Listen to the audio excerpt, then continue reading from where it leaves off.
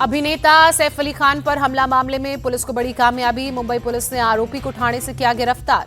आरोपी का नाम मोहम्मद आलियान उर्फ बीजे, पहले अपना नाम विजय दास बताया था। ठाणे के एक बार में हाउसकीपिंग वर्कर के रूप में कार्यरत था। आरोपी को ठाणे के कसार वडवली में हीरानंदानी एस्टेट के पीछे झाड़ियों से पकड़ा गया। पुलिस गिरफ्तार आरोपी से पूछताछ करेगी। सैफ अली खान पर 16 जनवरी की रात हुआ था हमला। अस्पताल में भर्ती है सैफ अली खान। इससे पहले शनिवार को सैफ अली खान पर हमले को लेकर एक संदिग्ध को हिरासत में लिया गया था। छत्तीसगढ़ से पकड़ा गया था। मुंबई पुलिस की टीम ने दुर्ग पहुंचकर उससे पूछताछ भी की थी। मुंबई पुलिस की भेजी तस्वीर के आधार पर आरपीएफ ने संदिग्ध युवक को पकड़ा था। शालीमार ज्ञानेश्वरी एक्सप्रेस के जनरल बोगी में हिरासत में लिया गया था। सैफ अली खान हमला मामले में मुंबई पुलिस आज फिर करीना कपूर से डिटेल में बयान दर्ज कराएगी। जांच के दौरान आए तथ्यों के आधार पर करेगी सवाल जवाब। सैफ पर हमला मामले में चाकू का एक हिस्सा सैफ के घर में बच्चों के कमरे से मिला। पुलिस ने चाकू को फोरेंसिक जांच और फिंगरप्रिंट्स के लिए भेजा। एनसीपी अजीत गुट के नेता जीशान सिद्दीकी ने कहा, इस तरह की घटनाओं को धार्मिक रंग देना सही नहीं। मुझे भरोसा है कि हमारी सरकार और हमारे मुख्यमंत्री कड़ा एक्शन लेंगे। रेडियो के जरिए आज फिर मन की बात करेंगे प्रधानमंत्री मोदी। आज का कार्यक्रम का 118वां एपिसोड प्रसारित होगा। इस बार एक हफ्ता पहले ही हो रही है मन की बात। गणतंत्र दिवस की वजह से लिया गया फैसला। उत्तर प्रदेश के सीएम योगी आदित्यनाथ आज प्रयागराज जाएंगे। मौनी अमावस्या से पहले की व्यवस्थाओं का जायजा लेंगे। मौनी अमावस्या को 8 से 10 करोड़ श्रद्धालुओं के त्रिवेणी में पहुंचने और संगम में स्नान करने का अनुमान। सीएम योगी ने प्रशासन को युद्ध स्तर पर तैयारियों का आदेश दिया। 22 जनवरी को महाकुंभ में योगी कैबिनेट की बैठक होगी। बैठक में यूपी के विकास से जुड़े अहम मामलों पर चर्चा होगी और फैसले भी लिए जाएंगे। 22 जनवरी को पूरी कैबिनेट के साथ सीएम योगी आदित्यनाथ संगम में लगाएंगे डुबकी। इसको लेकर भी की गई जबरदस्त तैयारियां। रक्षा मंत्री राजनाथ सिंह ने भी सीएम योगी की तारीफ की। कहा, महाकुंभ में उन्होंने जो प्रबंध किए हैं वो ऐतिहासिक हैं। राजनाथ सिंह ने कहा, विश्व के सबसे बड़े जन समागम की बेहतर व्यवस्था की गई। रक्षा मंत्री राजनाथ सिंह ने संगम में लगाई आस्था की डुबकी, गंगा आरती भी की। बीजेपी सांसद सुधांशु त्रिवेदी भी मौजूद रहे। प्रयागराज में शनिवार को जूना अखाड़े में 1500 से ज्यादा नागा सन्यासियों का दीक्षा संस्कार। श्री पंच दशानाम जूना अखाड़े में नागाओं की संख्या लगातार बढ़ रही है। श्री पंचायती अखाड़ा निरंजनी के महामंडलेश्वर पद पर 5 संतों को शामिल किया गया, जिसमें 2 महिलाएं 3 पुरुष संत शामिल। शनिवार को करीब 42 लाख से ज्यादा लोगों ने त्रिवेणी में स्नान किया, जिनमें 10 लाख कल्पवासी और 32 लाख श्रद्धालु शामिल। 13 जनवरी से अब तक कुंभ में 7 करोड़ 30 लाख से ज्यादा लोग संगम में कर चुके हैं स्नान। प्रयागराज में त्रिवेणी घाट पर हुई गंगा आरती। बड़े पैमाने पर श्रद्धालुओं ने लिया हिस्सा। महाकुंभ मेला क्षेत्र में विदेशियों का जमावड़ा। भगवान शिव के भजन गाते विदेशी नजर आए।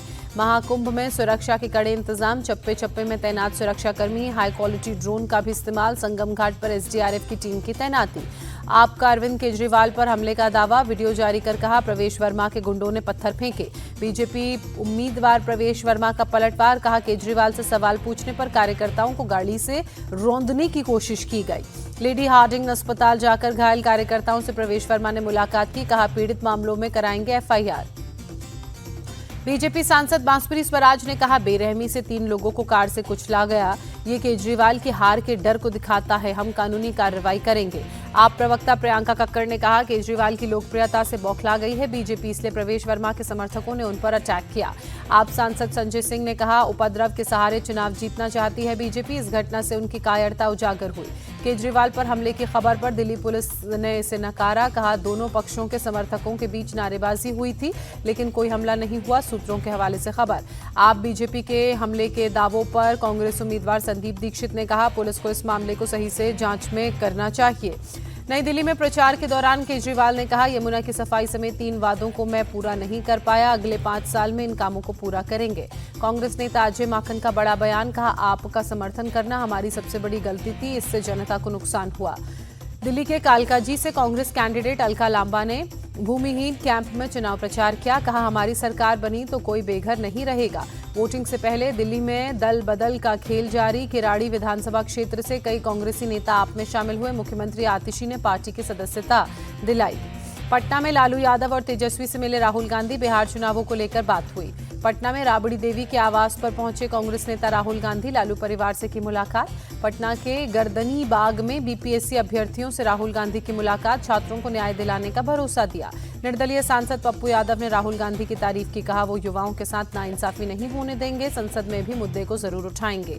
पटना में राहुल गांधी का मोहन भागवत और बीजेपी पर अटैक, बोले सरेआम संविधान को सिस्टम से हटाने की कोशिश, चंद पूंजीपतियों के हाथों में जा रहा है देश का पूरा पैसा। राहुल गांधी ने कहा हम जाति जनगणना कराकर रहेंगे, देश की सच्ची स्थिति जानने के लिए ये बहुत जरूरी है। राहुल गांधी ने नीतीश सरकार में हुई जाति जनगणना को फर्जी बताया, कहा उन्होंने बिहार की जनता को बेवकूफ बनाया। बिहार के जातिगत जनगणना को फर्जी बताने पर राहुल गांधी पर जेडीयू भड़की। ललन सिंह ने कहा वो खुद के झूठे सरदार, इसलिए उन्हें हर चीज फर्जी लगती है। राहुल ने कांग्रेस कार्यकर्ताओं को भी संबोधित कर कहा बिहार क्रांतिकारी प्रदेश, इंडिया गठबंधन को साथ मिलकर बीजेपी और आरएसएस को हराना है। कांग्रेस के बब्बर शेर कार्यकर्ताओं तैयार हो जाओ। पटना में आरजेडी की राष्ट्रीय कार्यकारिणी की बैठक, लालू, तेजस्वी और राबड़ी देवी समेत कई पार्टी नेता शामिल हुए।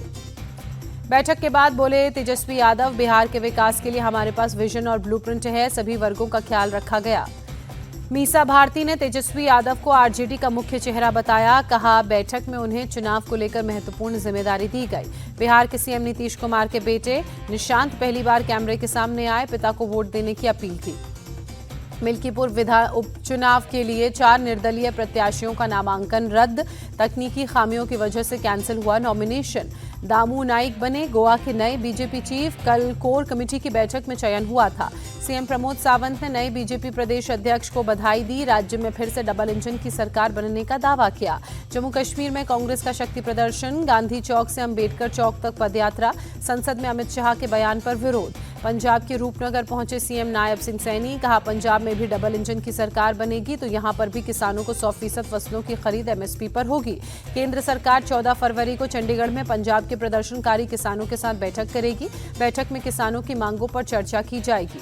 प्रस्तावित बैठक को घोषणा के बाद किसान नेता जगजीत सिंह डल्लेवाल मेडिकल एड लेने के लिए तैयार, लेकिन अपना अनशन रखेंगे जारी। खनौरी बॉर्डर पर पहुंची केंद्र सरकार की टीम, अनशन पर बैठे किसान नेता जगजीत सिंह डल्लेवाल से मुलाकात की, सेहत पर अपडेट लिया। बजट सत्र में वक्फ संशोधन बिल लाने की तैयारी में केंद्र सरकार, सूत्रों के हवाले से खबर। 31 जनवरी से 4 अप्रैल तक चलेगा संसद का बजट सत्र। पीएम मोदी ने 65 लाख स्वामित्व संपत्ति कार्ड बांटे, कहा कार्ड मिलने से लोगों को मालिकाना हक मिलेगा। पीएम मोदी ने कहा स्वामित्व योजना सशक्तिकरण की दिशा में सही कदम, ये ग्रामीण भारत के लिए ऐतिहासिक पल। महाराष्ट्र में 60 लाख परिवारों को स्वामित्व स्कीम का लाभ मिलेगा, सीएम देवेंद्र फडणवीस ने जानकारी दी।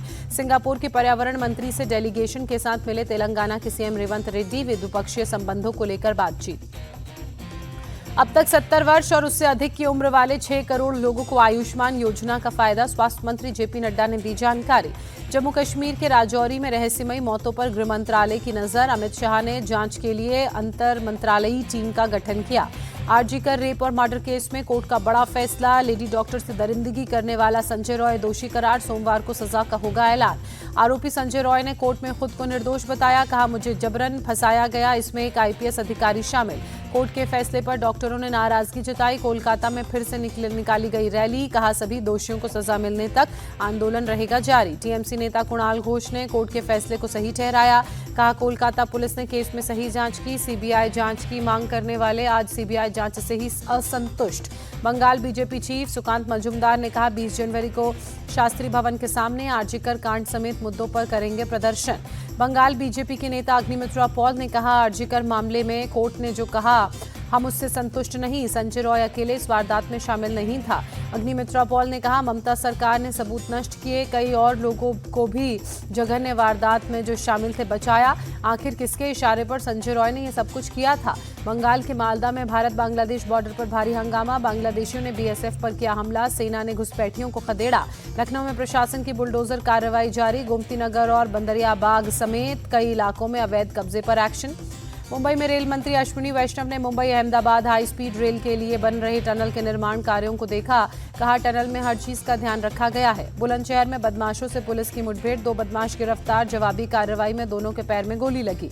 गाड़ियों की चेकिंग के दौरान नजर आए बदमाशों ने पुलिस पर फायरिंग की, जवाबी कार्रवाई में दोनों घायल। गाजियाबाद में पुलिस ने बाइक सवार बदमाश को गिरफ्तार किया, एनकाउंटर में दबोचा गया। चेकिंग के दौरान बाइक पर आता दिखा था बदमाश, पुलिस के रोकने पर फायरिंग की, जवाबी फायरिंग के बाद घायल हुआ। हिमाचल प्रदेश के धर्मशाला में पैराग्लाइडिंग के दौरान हादसा, गिरने से 19 साल की लड़की की मौत। हादसे में पैराग्लाइडर पायलट घायल, अस्पताल में चल रहा है इलाज। पुलिस पूरे मामले की जांच में जुटी। इंद्रूनाग पैराग्लाइडिंग साइट पर हुआ हादसा। सोनमर्ग में हुई बर्फबारी में सफेद नजर आई वादियां, पेड़ों से लेकर घरों पर जमी बर्फ की परत। बर्फबारी के बीच मस्ती करते नजर आए पर्यटक। देश के अलग अलग हिस्सों से पहुंच रहे हैं सैलानी।